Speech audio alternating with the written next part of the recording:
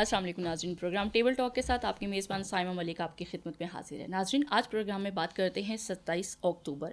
کسی سے ڈھکی چھپی بات نہیں ہے کہ 27 اکتوبر جو ہے وہ یوم سیاہ کشمیر کے حوالے سے منایا جاتا ہے۔ وہ سیاہ دن جس دن بھارت نے اپنی فوجیں کشمیر کے اندر داخل کی۔ ویسے تو کشمیر کی تاریخ میں کوئی بھی ایسا دن نہیں دیکھا جا سکتا کہ جو سیاہ دن کے طور پر نہ دیکھا جا سکے، کیونکہ کشمیریوں کی جدوجہد، کشمیریوں کی آزادی کی جو اسٹرگل ہے وہ 70 دہائیوں پہ محیط ہے، اور کشمیری آج بھی اپنی آزادی کی جنگ کے لیے جو ہے وہ لڑ رہے ہیں۔ ان کی کئی نسلیں، کئی نوجوان نسلیں، کئی بزرگ نسلیں جو ہیں وہ اس آزادی کی جدوجہد میں اپنی جانوں کا نذرانہ دے چکی ہیں۔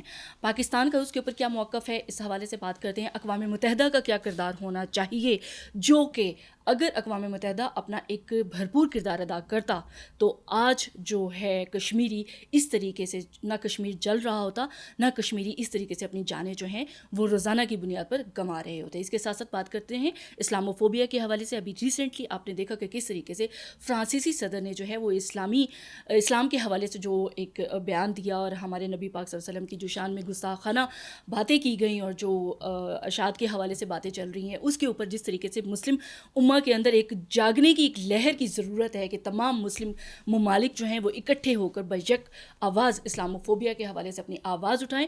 وزیر اعظم پاکستان اس حوالے سے پہلے بھی اپنا کنسرن شو کر چکے ہیں۔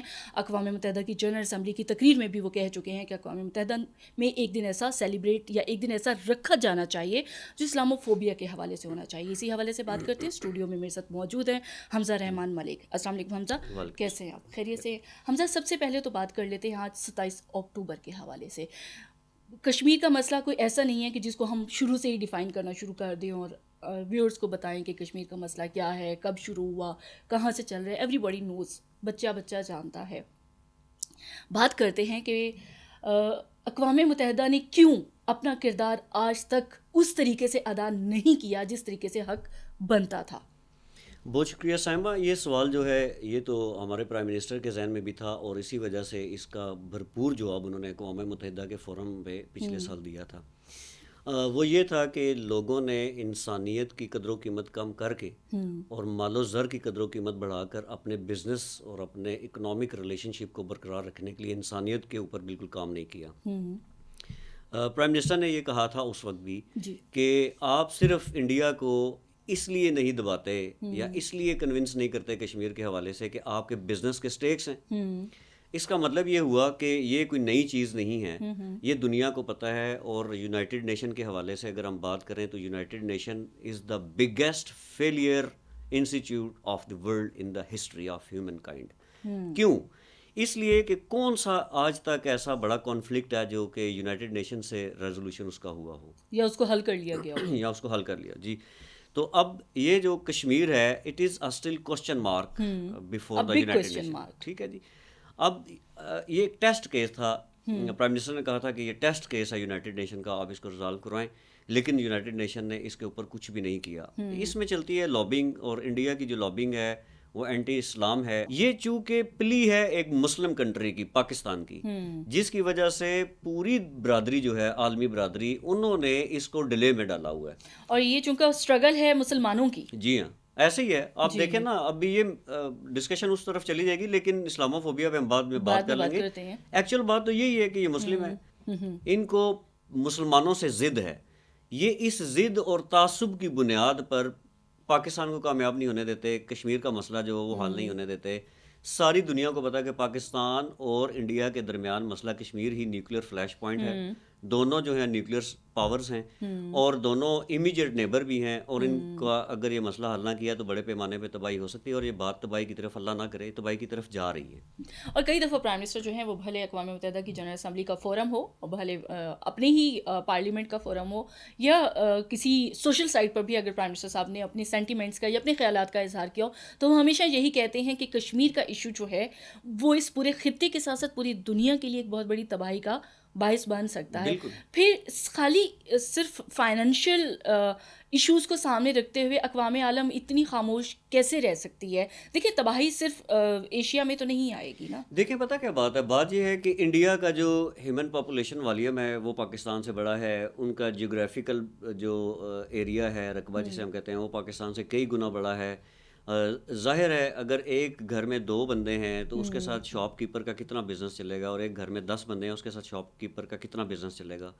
تو جو ہم چھوٹا ملک ہیں، کم آبادی ہے، ہماری کم ڈیمانڈز ہیں، کم سپلائیز ہیں، تو ہمارا بزنس امپیکٹ بھی ابھی بھی یہاں پہ میں آپ کو ایک بات بتاؤں، اس کے باوجود بھی جو پاکستانی کمیونٹی یورپ میں ہے اور جو کشمیر کے چیپٹرز ہیں یورپ کے، انہوں نے بہت اس کو ہائی لائٹ کیا ہے، اور یہاں تک کہ یورپین یونین کی پارلیمنٹ کے اندر سے آوازیں اٹھی ہیں. جب ایل او سی پہ ہمارے یہاں پہ ڈپلومیٹس کو آئی ایس پی آر نے وزٹ کروایا تھا کہ یہاں پہ وہ فائرنگ کرتے ہیں سویلینز کے اوپر، تو وہ امبیسیڈرز کو دکھانے کا یہ مقصد تو نہیں تھا کہ وہ سیلفیاں لے کے چلے جائیں، وہ اپنے اسٹیٹس کو جا کے بتاتے ہیں کہ یہ گراؤنڈ ریالٹی ہے.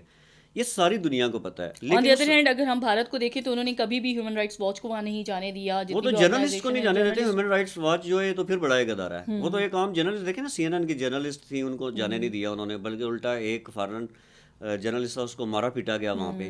تو وہ حقائق کی تلاش میں وہاں پہ جاتے ہیں تو نہیں. تو یہ ایک فیک اسٹیٹ ہے، یہ ایک فیک پراپیگنڈا ہے انڈیا کا، جو وہ انٹرنیشنل کمیونٹی کو جا کے بتاتا ہے.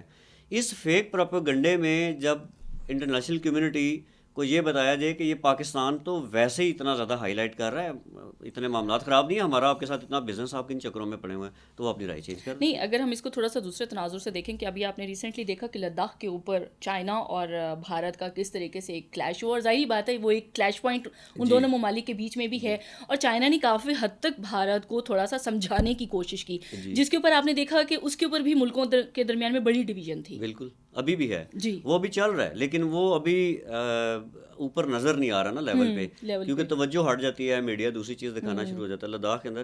لیکن اس میں تھوڑا سا ایک انڈرسٹینڈ کرنے کی بات یہ ہے کہ جب ملٹری پوائنٹ آف ویو سے کہیں ان کا ٹاکرا ہوتا ہے نا انڈیا کے ساتھ، چاہے پاکستان ہو یا چائنا ہو، تو وہ پھر ٹکا کے بفٹنگ ریسپانس جسے نا وہ دیتے ہیں. ایسی بات نہیں ہے. 2019 کا وہ نہ بالکل ابھی نندن والی جو ایپیسوڈ ہے وہ سب کے سامنے ہے، اور ہمیں پتہ ہے، ساری دنیا کو یہ پتہ ہے کہ انہوں نے جب کائنیٹک وارفیئر کو انیشیٹ کیا تو پاکستان نے کائنیٹک وارفیئر کا زبردست جواب دیا.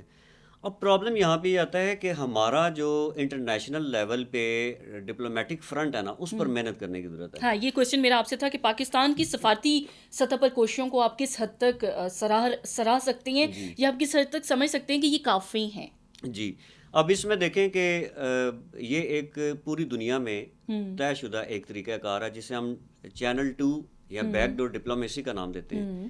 وہ اس میں ہمارے جو ہائی کمیشنز ہوتے ہیں یا ہائی کمشنرز ہوتے ہیں، ایفرٹس تو وہی کر رہے ہوتے ہیں، لیکن اس کا طریقہ کار کچھ اور ہوتا ہے. اب ایمبیسی ہے، اگر امریکہ میں واشنگٹن میں ہماری ایمبیسی ہے یا یورپین یونین میں ممالک میں ہیں، وہ سیمینارز کا ارینج کریں گے، متعلقہ وہاں پہ جو منسٹرز ہیں ان کے ساتھ، ایکسٹرنل افیئرس کے منسٹر کے ساتھ ملیں گے، ان کو آگاہ کریں گے. ایک تو طریقہ یہ ہے. جو بیک ڈور ڈپلومیسی ہوتی ہے یا ٹریک 2 یا چینل 2 جسے کہتے ہیں، وہ یہ ہے کہ آپ گیمز کو بیچ میں لے کے آتے ہیں، ٹھیک ہے، بزنس کمیونٹی کا. اب یہ بڑے بڑے جو بزنس آئیکن یا ٹائکون ہوتے ہیں نا، یہ کافی سارے مسائل کو حل کرنے کی صلاحیت رکھتے ہیں، اور یہ مروجہ ایک اصول ہے کہ جہاں پہ کنفلکٹ آ جائے 2 ممالک میں، ان کے درمیان ٹریڈرز جو ہیں وہ اس کو کر سکتے ہیں. اب یہاں پہ ہم پاکستان اور انڈیا کے ساتھ اپنے ٹریڈرز کے ذریعے اس مسئلے کو تو حل کرنے سے رہے، کیونکہ دوسری طرف سے ہمیں جواب ہی نہیں ملتا. ہم جو بھی ڈیلیگیشن بھیجنا چاہتے ہیں، جو بھی کانفیڈنس کو بلڈ اپ کرنے کی کوشش کرتے ہیں، وہاں سے نیگیٹو جواب آتا ہے. تو اب ہمارے جو ڈپلومیٹک فرنٹ پہ یہ کیا جا رہا ہے کہ ہمارے جو بزنس مین ہیں وہ کم از کم یورپین یونین کو، امریکن لابیسٹ کو اور دیگر جو دنیا کے بڑے بڑے ممالک ہیں ان کے ساتھ جو ٹریڈرز ہیں وہ پاکستان کی حمایت میں آگے آئیں. یہ ایک کیا جا رہا ہے. لیکن اگر آپ یہ پرفارمنس کے اوپر بات کریں تو بہت کچھ کرنے کو باقی ہے. مسلم ممالک کے کردار کو کیسے دیکھتے ہیں؟ بہت شارٹلی مجھے بتائیے گا، کیونکہ دیکھیں OIC کا کردار آج تک کشمیر کے اوپر آپ کے سامنے ہے. اس کے ساتھ ساتھ ہم ابھی جو اپنے دوسرے ٹاپک پہ جائیں گے اس کے اوپر بھی مسلم ممالک کا کردار بہت اہمیت کا حامل ہے. پہلے کشمیر کو ڈسکس کر لیتے ہیں. کشمیر کے اوپر دیکھیں، میں چونکہ وزٹس آپ کے بھی ہوئے ہیں، باہر میرے بھی وزٹس ہوئے ہیں، ہم انٹرنیشنل جرنلسٹوں کے ساتھ بھی ہم نے کام کیا ہوا ہے، اور جو متعلقہ ممالک اتھارٹیز ان کے ساتھ بھی ملاقات کا.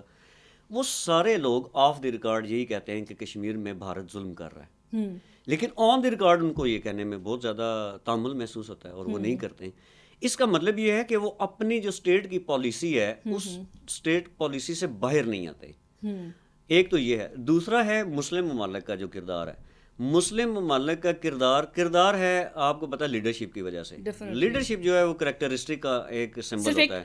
ترکی کو کی بات اگر ہم کرنا چاہیں تو وہ ابھی بھی ہمارے انہوں نے کشمیر کے اوپر بھی اپنا ایک موقف لیا ہے. ایران اور عراق آپس میں پھنسے ہوئے ہیں ابھی تک. کویت اور عراق جو ہے آپس میں پھنسے ہوئے ہیں. عراق جو ہے وہ ادھر سے کردستان اور ترکی وہ آپس میں پھنسے ہوئے ہیں.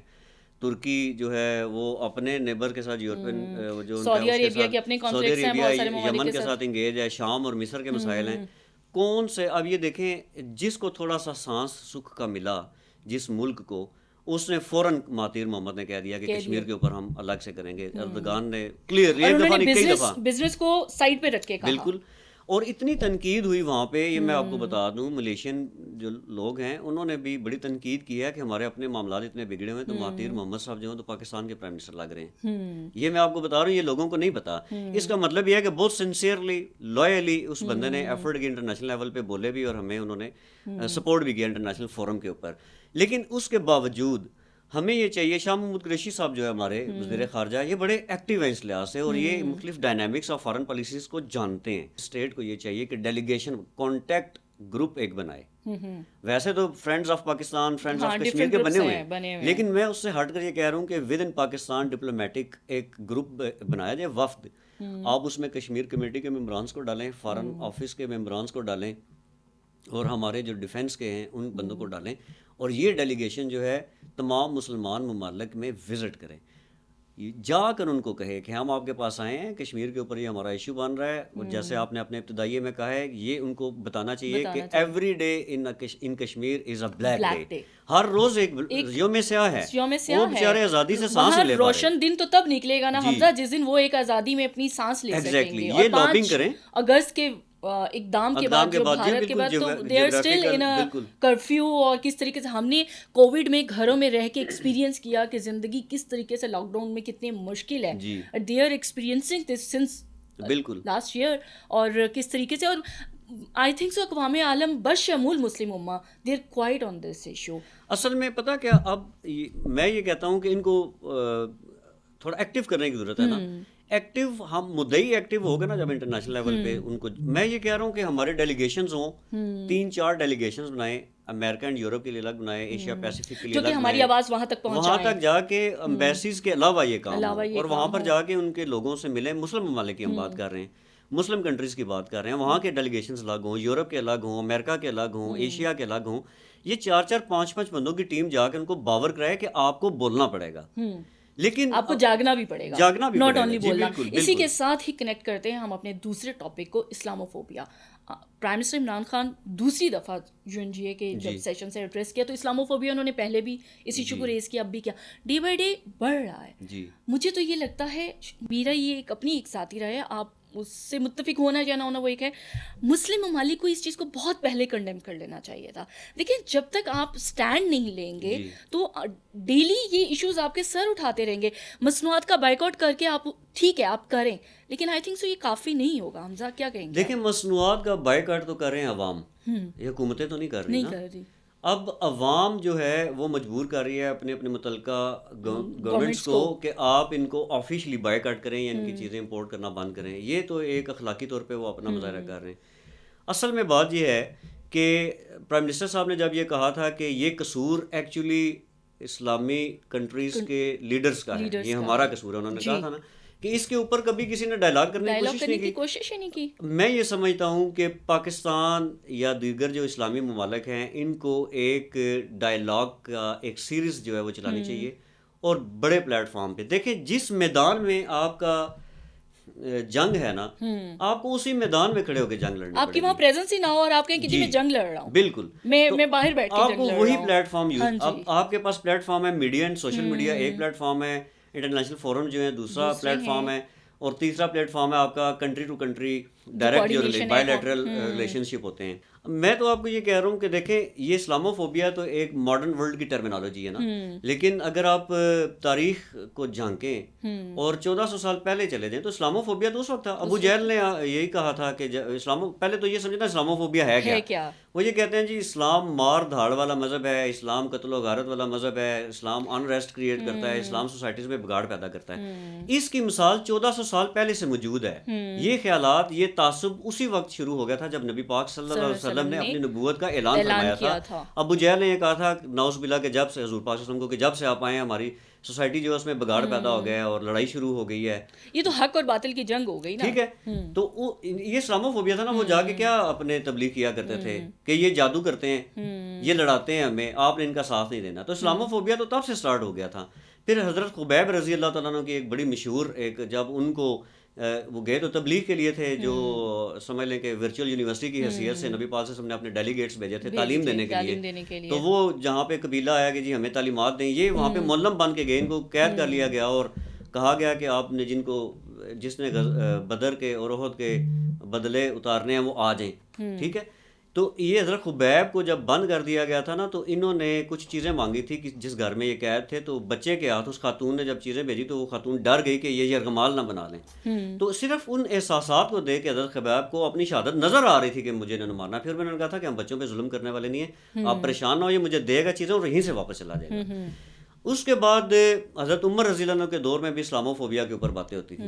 حضرت خالد بن ولید رضی اللہ عنہ کے مارکوں میں ڈائلاگز ایسے موجود ہیں کہ تم عرب تلواریں اٹھا کر اور یہ ننگے پاؤں گھومنے والے، تمہارے پاس تو کھانے کے لیے بھی کچھ نہیں ہے اور تم صرف یہ انریسٹ پیدا کرنے کے لیے لڑائی جھگڑے میں. تو اسلاموفوبیا 1400 سال پہلے سے سٹارٹ ہوا ہے.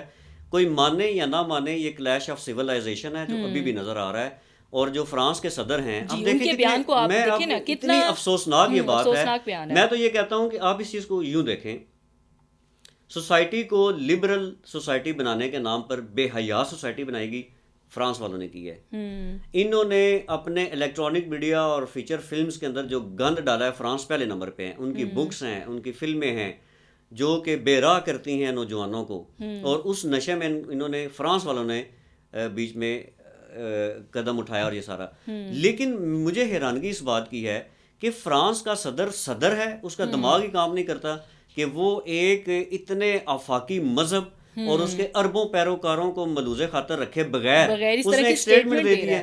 لیکن ایک بات میں آپ کو بتاؤں، یہ ویسے دل کو تسلی دینے والی میں صرف بات کرنے لگا ہوں کہ جب بھی اسلام پر برا وقت آیا نا تو اللہ تعالیٰ نے اسلام کی مدد کی ہے.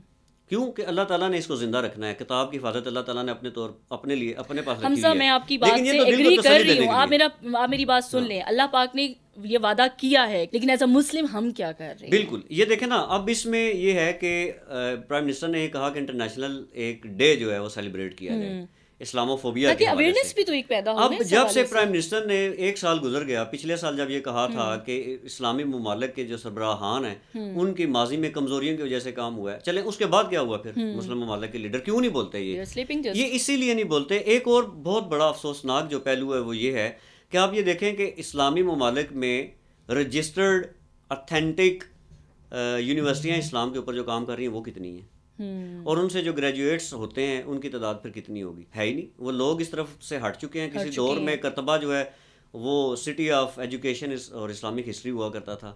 دمشق کی باتیں ہم نے سنی ہوئی، بغداد کی باتیں ہم نے سنی ہوئی ہیں. سقوط بغداد میں ساری ہسٹری کو جلا دیا گیا. اس کے بعد سے نشاط ثانیہ کے اوپر انہوں نے کسی نے کام بھی نہیں کیا نا. میں تو یہ سمجھتا ہوں کہ ہمارے اپنے جو ہم خیال ممالک ہیں، مسلم ممالک بھی سارے، ہاں اسلام میں تو ہم خیال ہی ہیں، لیکن ٹیریٹوریلی اور جغرافیکلی اگر ہمارے ساتھ ہم خیال ہیں، ان کو ہم ساتھ رکھیں. ملیشیا کو ساتھ رکھیں، انڈونیشیا کو ساتھ رکھیں، ترکی ہے، پاکستان ہے، ایران بہت آگے آتا ہے اس طرح کے معاملات میں. ان کو ایک انٹرنیشنل لیول کے سمپوزیم جو ہے نا وہ ارینج کرنے چاہیے، اور ان میں اسپیکرز جو ہیں فارنرز کو، نان مسلمس کو بلائیں. ٹھیک ہے.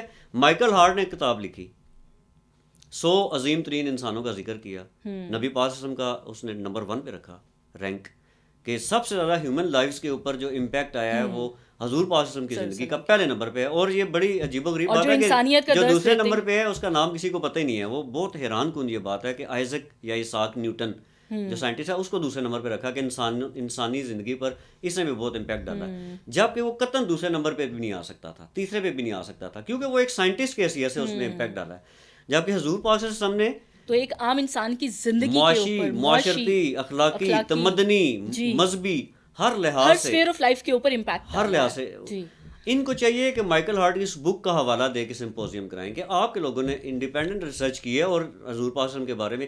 اب آپ کو یہ پتہ ہونا چاہیے کہ جب آپ کیریکیچرز بناتے ہیں، خاکے بناتے ہیں، ہمارے دلوں میں بہت ضرب لگتی ہے.